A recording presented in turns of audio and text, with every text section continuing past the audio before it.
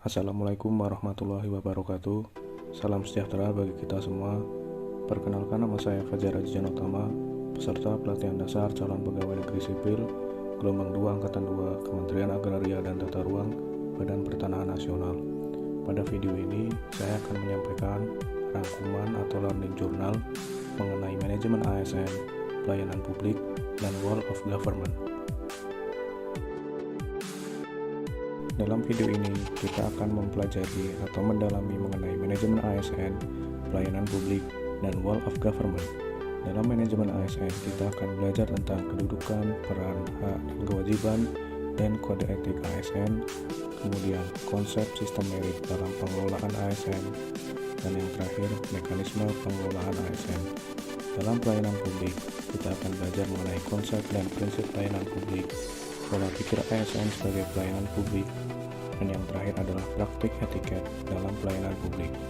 Dalam materi World of Government, kita akan mempelajari tentang konsep World of Government, penerapan World of Government dalam pelayanan yang terintegrasi, best practice penerapan World of Government di berbagai negara, implementasi World of Government dalam perspektif kebijakan di Indonesia. Sekarang kita masuk pada materi manajemen ASN. Menurut Undang-Undang Nomor 5 Tahun 2014 tentang Aparatur Sipil Negara, ASN dibagi menjadi dua, yaitu PNS dan P3K. PNS diangkat sebagai pegawai ASN tetap oleh pejabat pembimbing kepegawaian untuk menduduki jabatan pemerintah dan memiliki NIP secara nasional. Sedangkan P3K diangkat berdasarkan perjanjian kinerja untuk waktu jabatan tertentu dalam rangka melaksanakan tugas pemerintah sesuai dengan kebutuhan instansi pemerintah akan kebutuhan perundang-undangan. Kehadiran P3K menegaskan bahwa dalam manajemen ASN bertujuan untuk menciptakan budaya kerja baru dan menumbuhkan suasana kompetisi di kalangan birokrasi yang berbasis kinerja. Peran dan kedudukan pegawai ASN. Peran dan kedudukan pegawai ASN adalah sebagai perencana, pelaksana, dan pengawas. Untuk dapat menjalankan perannya dengan baik, pegawai ASN memiliki fungsi sebagai pelaksana kebijakan publik, pelayan publik, perekat, dan pemersatu bangsa. Sedangkan tugas pegawai ASN adalah yang pertama, melaksanakan kebijakan yang dibuat oleh pejabat pembina kepegawaian sesuai dengan ketentuan perundang-undangan. Yang kedua, memberikan pelayanan publik yang profesional dan berkualitas.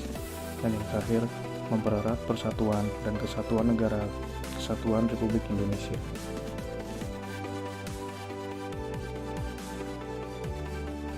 Berikut ini adalah hak ASN dan kewajiban ASN. Pada kolom PNS, terdapat satu perbedaan yang membedakan dengan P3K dalam masalah hak, yaitu jaminan pensiun dan jaminan hari tua. Sedangkan pada kewajiban ASN, PNS dan P3K tidak ada yang mengalami perbedaan. Berikut ini kita akan membahas tentang kode etik dan kode perilaku ASN.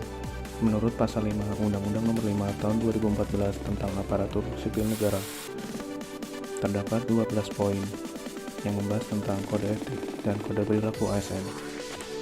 Fungsi kode etik dan kode perilaku ASN adalah sebagai pedoman, standar penilaian, dan panduan norma yang mengutamakan kepentingan publik di atas kepentingan pribadi.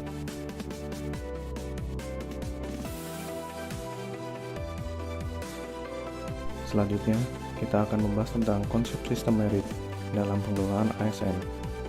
Dalam pasal 1.20 Undang-Undang Nomor 5 Tahun 2014, sistem merit adalah kebijakan dan manajemen ASN yang berdasarkan pada kualifikasi, kompetensi, dan kinerja secara adil dan wajar dengan tanpa membedakan latar belakang politik, ras, warna kulit, agama, asal-usul, jenis kelamin, status pernikahan, umur, atau kondisi kesehatan. Pada mekanisme pengelolaan ASN, menurut Pasal 55 Undang-Undang Nomor 5 Tahun 2014 dan Pasal 93 Undang-Undang Nomor 5 Tahun 2014, terdapat perbedaan antara PNS dan P3K. Pada sisi PNS, ada pangkat dan jabatan, pengembangan karir, pola pikir, promosi, mutasi, pemberhentian, jaminan pensiun, dan jaminan hari tua yang tidak ada di P3K.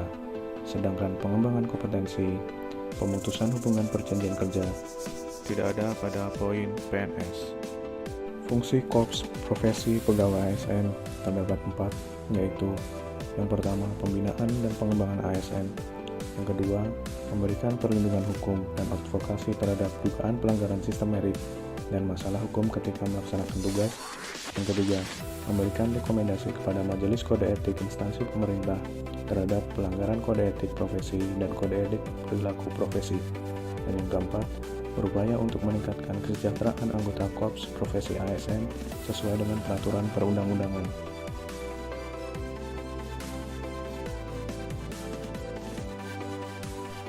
Sistem Informasi ASN adalah rangkaian informasi dan data mengenai pegawai ASN yang disusun secara sistematis, menyeluruh, dan terintegrasi dengan berbasis teknologi. Fungsinya adalah menjamin efisiensi dan efektivitas dan akurasi pengambilan keputusan dalam manajemen ASN. Dan yang kedua, akurasi pengambilan keputusan dalam manajemen ASN. Sekarang kita masuk pada materi pelayanan publik. Menurut Undang-Undang Nomor 25 Tahun 2009 tentang Pelayanan Publik, pelayanan publik adalah kegiatan atau rangkaian kegiatan dalam rangka pemenuhan kebutuhan pelayanan sesuai dengan peraturan perundang-undangan bagi setiap warga negara dan penduduk atas barang, jasa, dan atau pelayanan administratif yang disediakan oleh penyelenggara pelayanan publik. Perubahan pelayanan publik D3, yang pertama adalah Old Public Administration, yaitu di mana negara menjadi tumpuan, dan yang kedua New Public Management, di mana melibatkan swasta dengan tujuan profit, dan yang terbaru adalah New Public Service, di mana keberpihakan negara terhadap penyedia layanan. Berikut ini adalah perbedaan antara barang jasa privat dan barang jasa publik. Prinsip layanan publik adalah partisipatif, transparan, responsif, tidak diskriminatif, mudah dan murah, efektif dan efisien, aksesibel, akuntabel, dan berkeadilan. Kita masuk pada pembahasan pola pikir ASN sebagai pelayan publik. Pelayanan publik harus ada karena hak warga negara sebagai amanat konstitusi. Penyelenggaraan pelayanan publik diselenggarakan karena pajak yang dibayarkan warga negara, bertujuan untuk kemajuan bangsa dan negara, bertujuan untuk memenuhi kebutuhan warga negara, serta sebagai proteksi.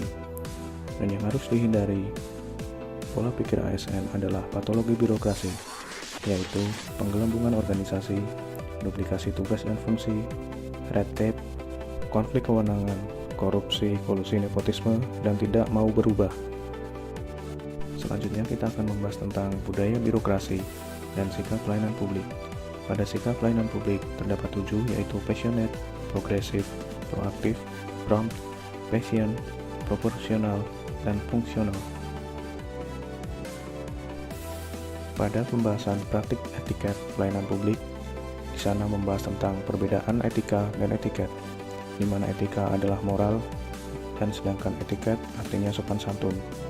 Yang perlu diperhatikan oleh ASN dalam penerapan etiket adalah sikap, ekspresi wajah, penampilan, cara berpakaian, cara berbicara, cara mendengarkan, dan cara bertanya.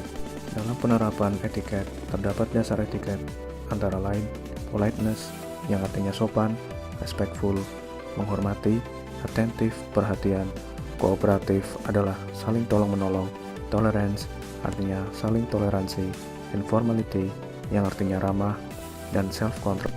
Sekarang kita masuk pada materi World of Government. World of Government adalah pendekatan penyelenggaraan pemerintahan dengan upaya kolaboratif pemerintahan dari keseluruhan sektor dalam ruang lingkup koordinasi yang lebih luas, di mana terdapat pembangunan kebijakan, manajemen program, dan pelayanan publik. Dalam penerapan BOG, pelayanan terintegrasi, barang dan jasa disesuaikan dengan sektor masing-masing dan dijalankan oleh seluruh instansi pemerintah. Pentingnya BOG antara lain dari faktor eksternal untuk mewujudkan integrasi kebijakan, program pembangunan, dan pelayanan. Faktor internal menyebabkan persaingan sektor yang kontraproduktif terhadap tujuan yang lebih besar atau yang lebih berskala nasional. Keberagaman di Indonesia mendorong adanya potensi disintegrasi bangsa. Berikut ini adalah pendekatan dalam praktek BOG. 1. Penguatan koordinasi antar lembaga, membentuk lembaga koordinasi khusus. membentuk gugus tugas, dan koalisi sosial. Tantangan dalam praktek BOG antara lain, kapasitas SDM dan institusi-institusi yang terlibat dalam BOG tidaklah sama, perbedaan nilai budaya dan organisasi, kepemimpinan yang mampu mengakomodasi perubahan nilai dan budaya organisasi.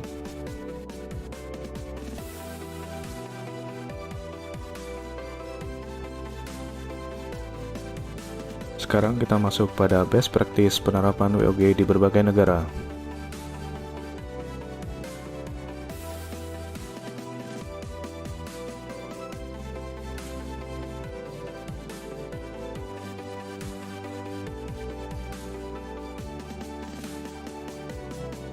Implementasi WOG dalam perspektif kebijakan di Indonesia didasari oleh Undang-Undang Dasar 1945 yang bertujuan untuk memajukan kesejahteraan umum dan mencerdaskan kehidupan bangsa, maka terciptalah pelayanan publik.